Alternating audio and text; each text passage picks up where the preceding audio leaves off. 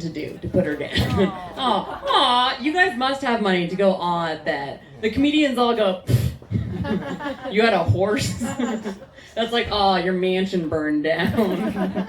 It's all good. Comics are mean to other comics if they find out you have money, because they're like, they're just savage. If they find out you can afford new shoelaces, they're like, man, you're so spoiled, man, you're such a snob, man, your eyebrows look horrible. I'm like, true, but off topic.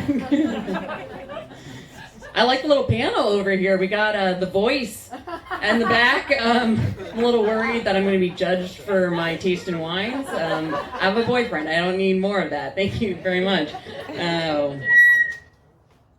It's okay. If I get too close, most guys scream. Man, we are all lucky tonight. It's great out to be seeing all of you, and I think we're all winners, because at the end of the night, no matter what, we all got Gina's phone number. Yeah! It's like the free spot on the bingo card. Like, one thing's going right for us. I love it. I love it. If you don't recognize me, besides me being super famous, obviously, you might know me as the goose honk laugh in the back.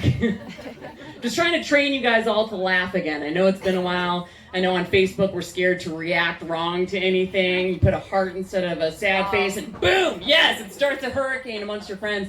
I lost a lot of friends over these Facebook politics. I had to say goodbye to my best friend, actually. Not because of politics, she wore platform Crocs. I'm like, I don't think we share the same values anymore. You guys, it's nice to have masks off, right? Yeah, you ever forget that you're not muted on a Zoom call? Like, I was out at a farmer's market the other day, and I saw a cute dog, and in my most lecherous voice, I just go, that's a cute puppy. And the guy next to me gave me this look of disgust. I'm like, calm down, I'm not gonna, like, steal the dog. You knew I loved dogs when we started dating. No, I got really lucky. I snatched up a boyfriend before all this hit. My friends are still doing all the Tinder things, Tinder dates, going on that, picnic, masks, all that, and I think that's great, because I don't think dick is worth dying for. I don't even think it's worth living for, to be honest. Sorry. We're all just like, I feel like everyone is very starved for contact right now. Like, everyone showed up on time tonight. The people who were late, you're cheating. You didn't want it bad enough. People are so starved for contact. I got a text from a wrong number. And even after I told the guy I wasn't who he was looking for, he continued to text me for days. Finally, I had to be like, dude, are we going to meet up or what? Is this happening? I'm sure it's been hard on everybody. Like Sam mentioned, being rusty, and like, to give you the comedian's perspective, this is, as a comedian, you feel totally useless to society. And then a pandemic hits and you feel even worse. It's been hard. This is one of the few times I've done live comedy in ages, and you miss doing it. Like, actually, in comedian households across the country, statistics show that suicide rates are up amongst the spouses. Because we are all bottled up with nowhere to take it.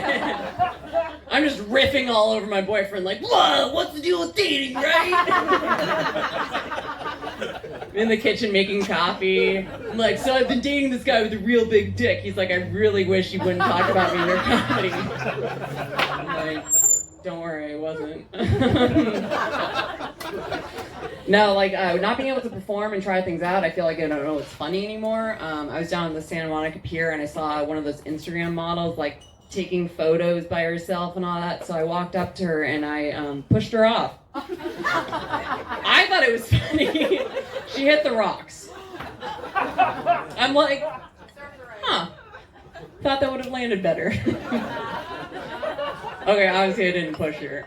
She jumped, is what I told the police. Yeah, I'm about to get savage in here.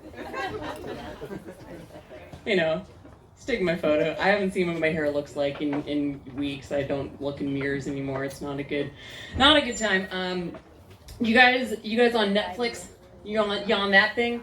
So I've been watching a lot of stuff on there, and it's too much. Like, the must watch list is just one word: everything. Like, there's so much on there, and I can't keep up. One thing I've been watching is the Comedy Store docuseries, like a history of the Comedy Store, and that's kind of a special place, and watching it is making me really miss not going up there, not being good enough to get picked to go up there. At least when it was open, I thought I had a shot, but now it's just like, no, never again. It's kind of like when George Clooney got married. I'm like, oh, now you're off the table, George.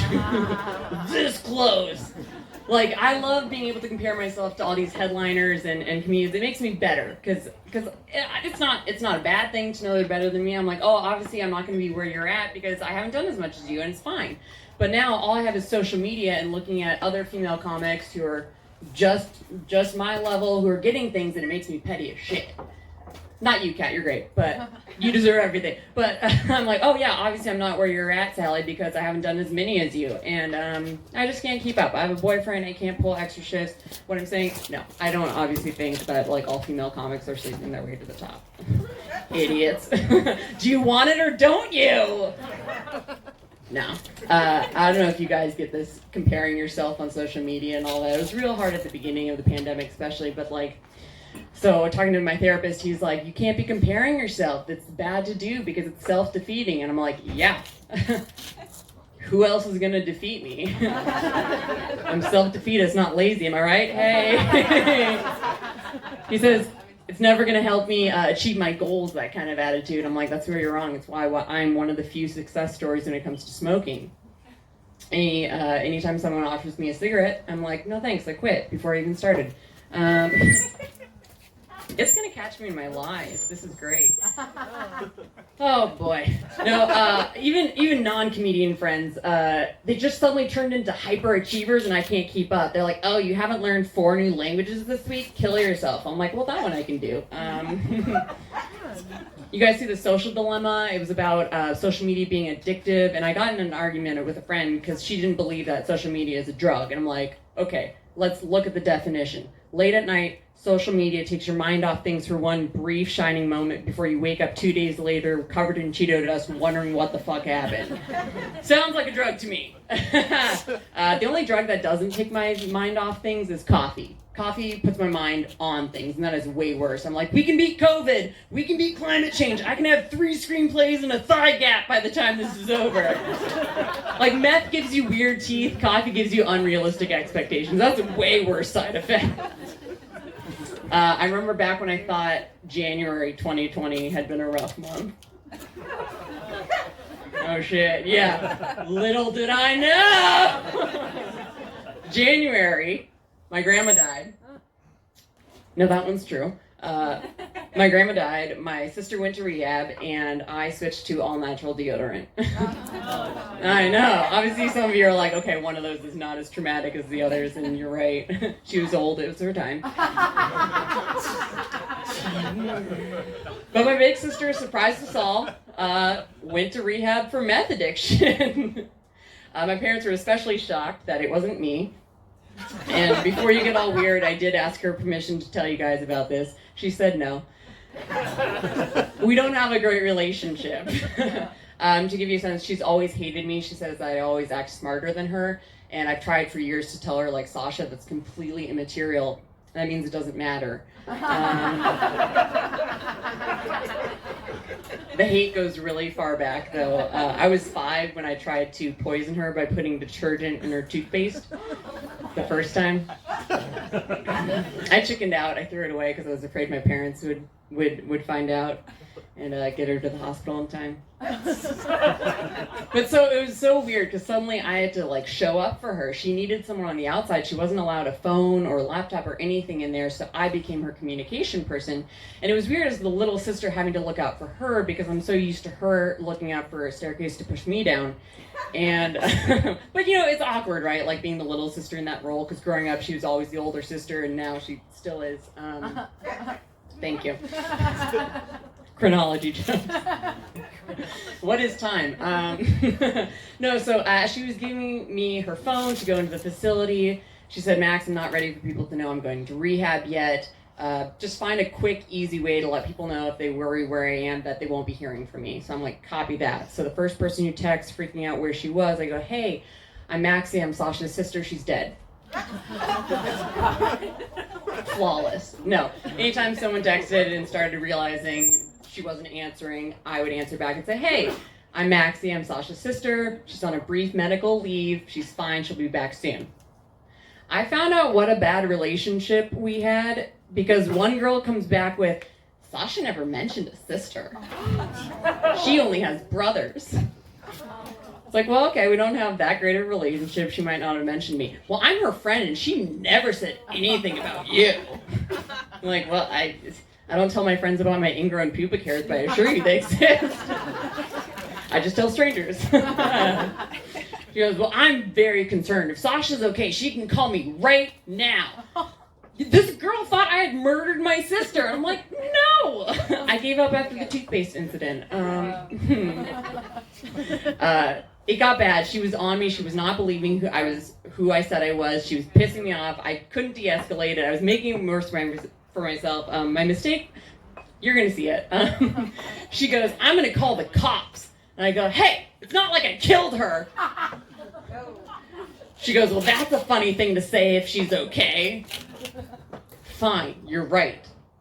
It's not like I killed her. But that's a weird thing to come back with, right? When someone tells you that someone's, like, off in rehab and your first response is, Sasha never mentioned his sister. Like, if I texted my boyfriend and I got back, hey, this is Mike, I'm David's brother, he's fine, he's on a small medical leave, he'll be back. My first response wouldn't be, David never mentioned a brother. It'd probably be like, David never mentioned a brother.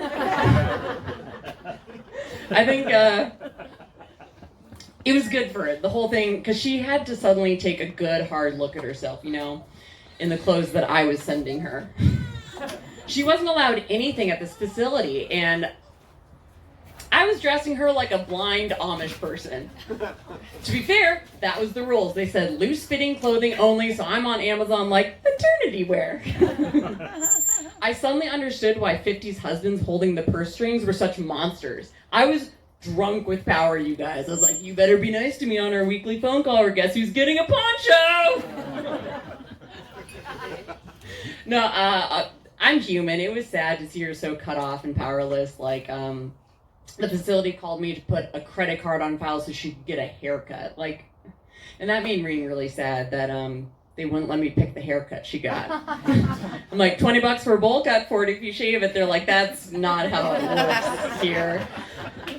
I was ordering her everything off Amazon, thank God for that during the pandemic. But I left my orders page open, and my very new boyfriend at the time happens to see lists and lists of maternity tops and meth addiction self-help books. I'm like, there is a very reasonable explanation for all this. You're gonna be a daddy. I don't know how you guys are with your siblings. I don't blame her for being a bad sister. Like, it's not like she chose to have a comedian as a sister. Obviously, if she could choose that, she would have chosen John Mulaney. But I said when she was coming out, like, hey, Sash, look, you didn't choose to be my sister, but moving forward, if you want to have a relationship with me, you got to take some accountability. Do you want to be my sister? And I was so relieved, you guys, to hear her say, nah. But I checked in on her recently. She's doing okay. Don't worry. I called the sober living facility she's at, and I said, hey, this is Maxi, I'm Sasha's sister. How's she's doing? And they're like, Sasha never mentioned the sister. No. I know.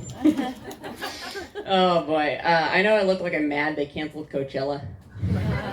I am. I think that was our missed opportunity to wipe out everyone we didn't want around anyway.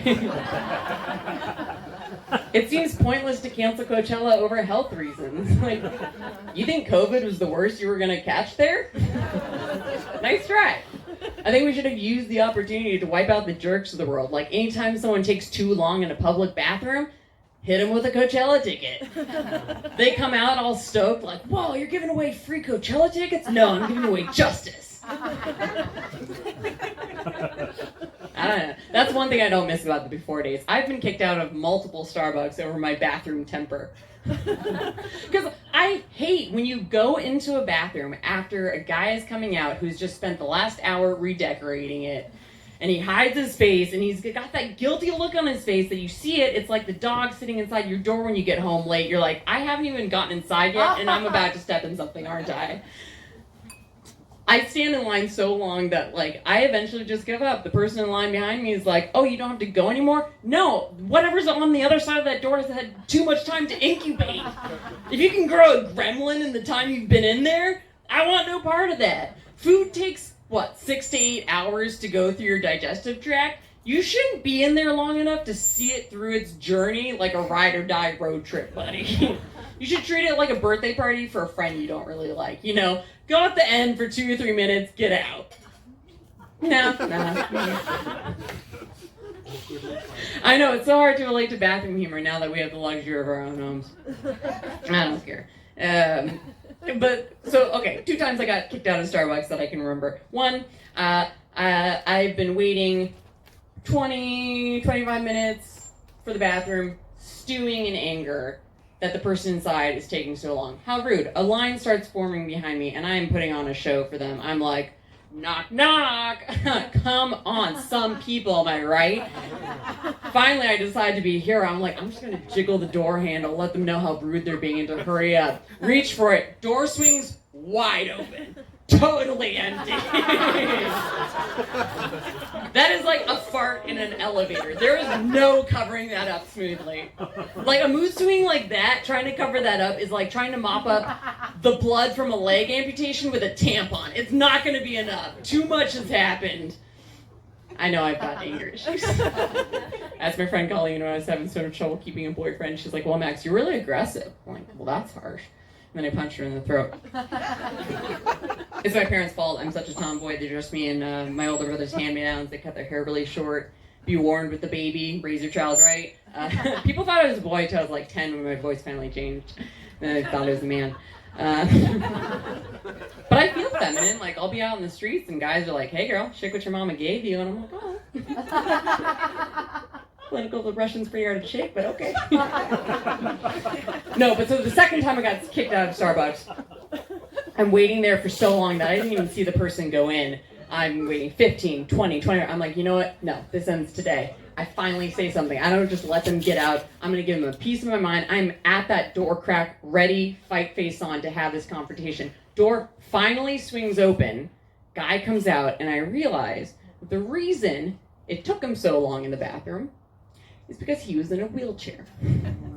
And I felt really badly because I punched him in the throat. You guys have been wonderful. Have a great rest of your night. See you later. Give it up for your host, Sam.